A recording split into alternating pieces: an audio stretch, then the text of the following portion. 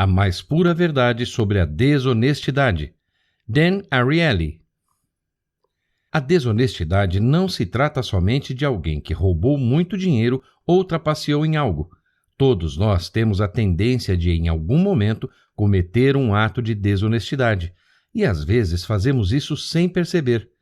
Essa percepção varia de pessoa para pessoa, e neste livro o autor mostra quais as circunstâncias que nos levam a praticar tal ato, e através de algumas experiências nos mostra como podemos evitar cometê-la. Testando o modelo simples do crime racional, MOSCR. De acordo com o modelo simples do crime racional, todos buscamos de forma individual obter vantagens sobre determinadas situações. De acordo com esse modelo, se estivermos com pouco dinheiro e entrarmos numa loja de conveniências, nosso cérebro irá analisar a possibilidade de roubar o caixa, bem como as chances de êxito e as chances de sermos pegos, e o que aconteceria se fôssemos pegos. Basicamente, esse modelo mostra que os atos de desonestidade são baseados em uma análise de custo-benefício. Todos nós trapaceamos em algum momento da nossa vida, e isso é fato. Ao abordar para uma classe de universidade sobre o tema trapaça, o autor coloca a seguinte situação. Imagine que você tenha trapaceado e conseguido seus primeiros 10 milhões. O que você fará com esse dinheiro? Alguns alunos responderam que comprariam uma mansão, outros responderam que tirariam férias e durante 10 minutos, compartilhando os sonhos e os benefícios que os 10 milhões trariam, os alunos começaram a ficar divididos entre o desejo de ficar rico e o reconhecimento de que trapacear é moralmente errado. Diante disso, o autor fala sobre as vantagens e os custos de ficar rico trapaceando. A vantagem, segundo os alunos, é de justamente ficarem ricos, e o custo seria ser pego. Porém, ele enfatiza que ser pego trapaceando não é o mesmo que ser punido por fraude. Ele cita o exemplo de Jeff Skilling, o CEO da Enron, que mandou um e-mail famoso dizendo: destrua os documentos, eles estão contra nós. Mais tarde, ele declarou que estava apenas sendo sarcástico e depois conseguiu se livrar da punição. Isso fez os alunos pensarem sobre o custo-benefício de trapacear, vendo como algo normal e às vezes necessário. Para se aprofundar mais nos fatores que levam à desonestidade, o autor realizou mais um exemplo em uma universidade do MIT. Ele ofereceu $10 para os alunos em troca de 10 minutos de seu tempo.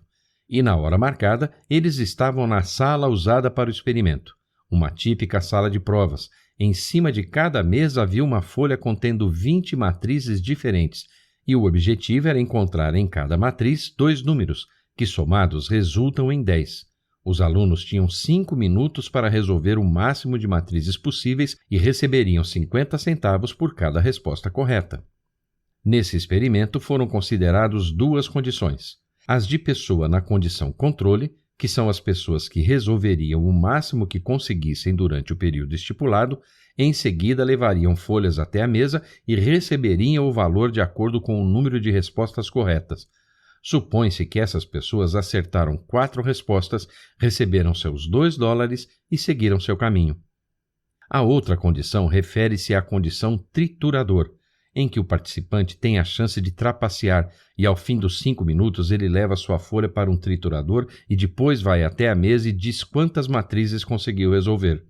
Ao analisar os 2 grupos de participantes, aqueles que não poderiam trapacear e aqueles que poderiam, constatou-se que os participantes na condição triturador alegaram ter acertado 6 matrizes, 2 a mais que na condição controle.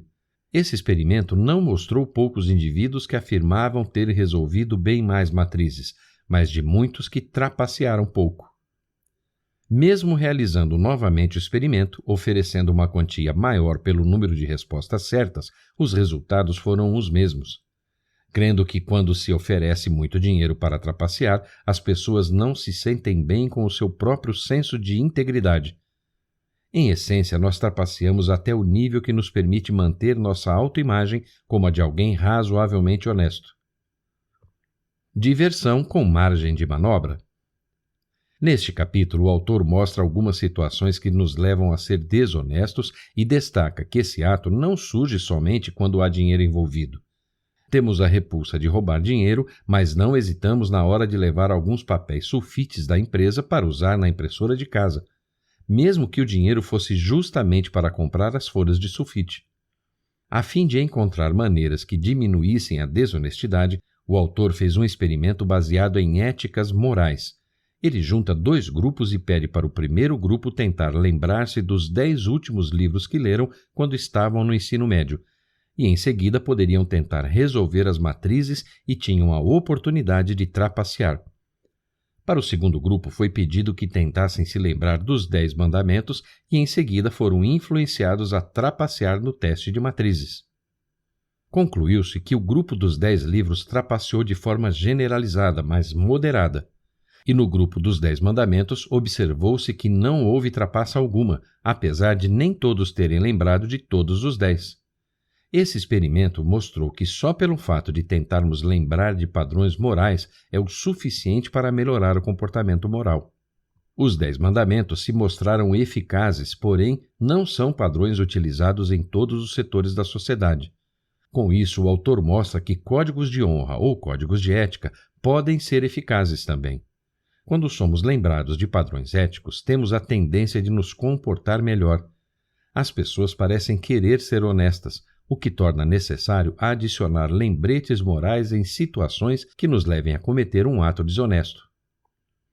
Por que estragamos tudo quando estamos cansados? Muitos de nós, em determinados dias, chegamos em casa completamente exaustos após um longo e estressante dia de trabalho. Neste momento, buscamos simplificar o máximo de atividades possível, incluindo a alimentação. Ao invés de chegar em casa e preparar um jantar, torna-se mais viável comprar uma pizza no caminho ou algum outro alimento gorduroso que dá água na boca. Nesses momentos é muito mais provável que você escolha esse tipo de alimento do que algo nutritivo e saudável. Conclui-se então que quando estamos com um alto nível de estresse ou sobrecarregados por seguir uma rotina específica, a tendência de sairmos da linha é muito grande. Por esse motivo, muitos acabam fugindo da dieta e outros voltando a fumar. Com base nisso, o autor resolveu fazer um experimento para analisar se, havendo uma grande carga cognitiva em sua mente, restaria menos espaço cognitivo para a resistência, aumentando as chances de a pessoa cair em tentação. Eles reuniram 2 grupos e para cada grupo pediu que memorizassem uma sequência de números. O primeiro grupo precisava memorizar uma sequência de 2 dígitos e o segundo grupo uma sequência de 7 dígitos. Ambos deveriam caminhar até uma sala e, chegando lá, diriam a sequência de 2 ou 7 dígitos e então receberiam sua recompensa.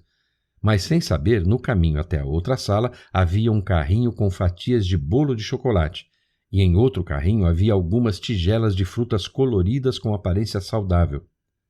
Como esperado, aqueles que sofriam uma carga cognitiva maior, ou seja, os que deveriam memorizar os 7 dígitos, optaram pelas fatias de bolo, enquanto os de 2 dígitos optaram pelas frutas. Lidar com a tentação não é nada fácil. É algo que exige muito autocontrole e força de vontade, visto que durante todo o nosso dia sofremos tentações e o fato de ficar o dia inteiro dizendo não acaba diminuindo nossa resistência cognitiva, nos tornando mais propensos a sucumbir aos nossos desejos carnais. Então, uma das maneiras de enfrentá-lo pode ser fugindo dela, se afastando do desejo antes mesmo de sucumbir a ele. Por exemplo, se uma pessoa deseja emagrecer, então ela precisa se livrar de todas as comidas gordurosas que estão em sua geladeira ou sua despensa. É uma maneira mais fácil de vencer os desejos do que abrir a geladeira e ver um delicioso bolo de chocolate. Por que o uso de falsificações nos faz trapacear mais? Comprar produtos ou itens falsificados podem influenciar nosso comportamento e até nos levar à desonestidade. Com base nisso, o autor fez um experimento para avaliar o nível de desonestidade que itens falsificados podem oferecer às pessoas. Para esse experimento, o autor selecionou 3 grupos de mulheres, não porque elas são mais propensas à desonestidade, mas porque os itens usados eram de uma marca feminina famosa de óculos de sol. Os 3 grupos foram separados da seguinte forma. O primeiro grupo recebia um óculos de sol autêntico, o segundo grupo um falsificado, e o terceiro não possuía informação de que eram autênticos ou não. Cada grupo deveria passear por alguns corredores e olhar alguns quadros da parede para avaliar a qualidade do produto, e em seguida iriam para uma sala para resolver as já citadas matrizes. Com esse experimento, concluiu-se que o grupo na condição autêntica aumentou em 30% o número correto de matrizes resolvidas. O grupo na condição falsificada alegou ter resolvido 74% mais matrizes do que realmente haviam feito, e o grupo sem informação alegou ter feito 43% a mais do que responderam de fato. Isso nos mostra que usar um produto autêntico não aumenta muito nossa honestidade, mas quando de forma consciente usamos algo falsificado, nossas restrições morais diminuem, o que nos torna mais propensos a cometer um ato de desonestidade. Isso significa que se você tem um amigo que compra ou usa itens falsificados, tome cuidado. Um ato de desonestidade vindo dessa pessoa pode vir a qualquer momento. Enganando a nós mesmos. Na tentativa de conseguir um emprego ou de se engrandecer por algo que você não fez, muitas pessoas acabam usando a habilidade de mentir. Com o intuito de enganar outras pessoas, não percebem que estão enganando a si mesmas. E é isso que o autor mostra nesse capítulo. O autor faz um novo experimento com 2 grupos de alunos. Foi dado para os 2 grupos um teste de QI contendo 8 questões. Para o primeiro grupo, condição controle, eles resolviam as questões e em seguida levavam para o pesquisador que as verificava. No outro grupo, onde a trapaça era possível, os participantes tinham um gabarito na parte inferior da página e foram instruídos a olhar esse gabarito apenas quando terminassem o questionário. Porém, ao olhar o gabarito, os alunos aproveitaram para melhorar seu desempenho, assinalando alguns pontos a mais da média. Concluiu-se que as pessoas, assim como em outros testes, quando têm a oportunidade de trapacear, o fazem, mas não de forma exagerada. Ainda sobre esse teste de QI, considerando que sem trapacear um aluno conseguiu acertar 50% das questões, 4 das 8 questões, ele deu uma olhada no gabarito e com isso melhorou seu desempenho acertando 75% das questões, 6 das 8 questões. Com isso, o aluno pôde considerar que não trapaceou e que apenas teve uma pequena ajuda, o que o faz pensar que seu desempenho foi de acordo com o esperado por você mesmo e, ao fazer um teste semelhante agora sem o gabarito, você confiaria no desempenho que teve sem usá-lo. Ou acreditaria na sua capacidade exagerada, acertando 75% das questões no teste anterior. Ao fazer esse teste, o autor constatou que as pessoas confiaram no seu auto-engano, o que as levou a aumentar a confiança na própria capacidade. Com isso, notou-se que os alunos não usavam o gabarito apenas para exagerar sua pontuação, mas se convenceram rapidamente que mereciam os pontos.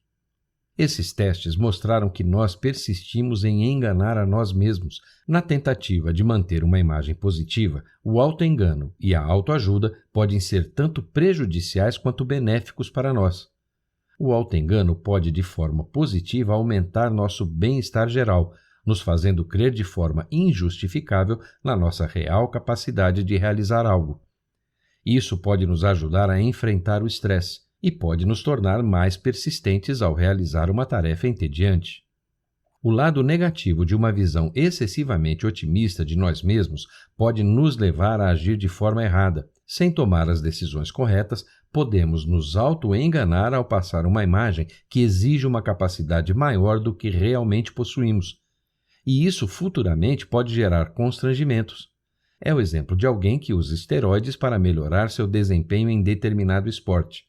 Ele pode até conseguir alguns resultados positivos e melhorar sua autoimagem, porém, ao ser pego, a chance de se frustrar é muito maior. Assim como em outros setores da nossa vida, o equilíbrio entre o auto-engano e a autoimagem é essencial. Nossas crenças exageradas por conta do auto-engano podem nos fazer sofrer muito quando a realidade vier à tona. Devemos confiar no nosso potencial e ter esperanças de um futuro belíssimo, mas sempre com uma visão realista de nós mesmos. Quando mentimos com a intenção de beneficiar outra pessoa, estamos praticando a chamada mentira branca. Em alguns casos, a mentira branca pode ser uma boa alternativa, mas nunca deve ser utilizada como margem de manobra, de forma egoísta. Por exemplo, quando uma mulher está acima do peso, veste uma roupa justa e pergunta ao seu marido se ela está gorda. É claro que ele dirá que não e que ela está ótima naquele vestido. Certamente isso pode salvar um casamento. Nesse e alguns outros casos, podemos considerar que as mentiras brancas são justificáveis. Trapaça em colaboração.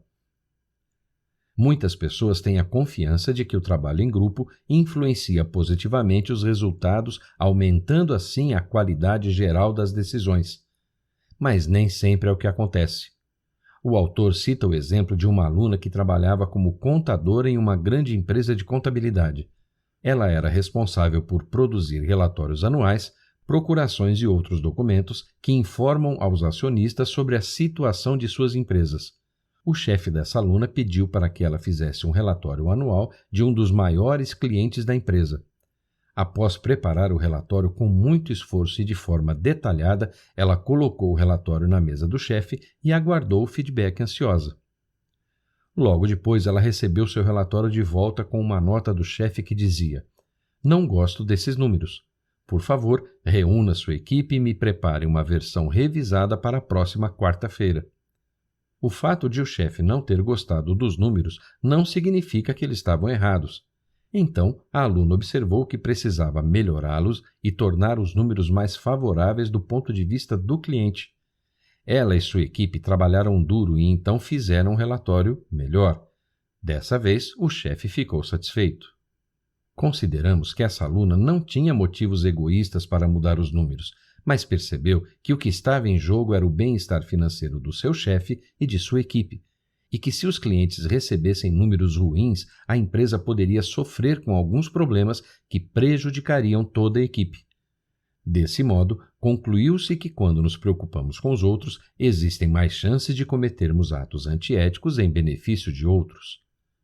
Por outro lado, quando o ato de trapaça inclui beneficiar somente outras pessoas, temos uma visão mais moralista sobre o ato, pois ele não lhe trará nenhuma vantagem, diferente de quando você comete um ato de desonestidade em seu benefício e de outras pessoas.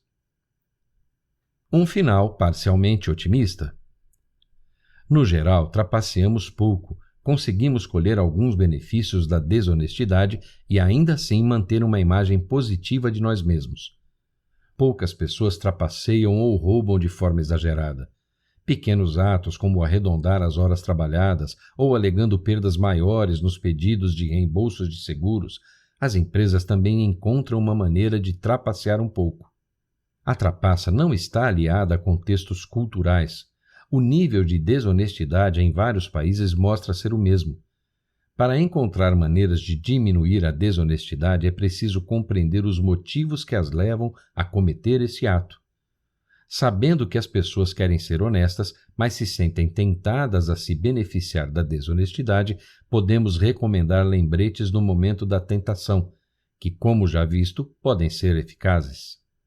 A religião tem evoluído muito, de modo que influencia de forma direta nas ações das pessoas e as incentiva a abandonar determinadas práticas, incluindo a desonestidade.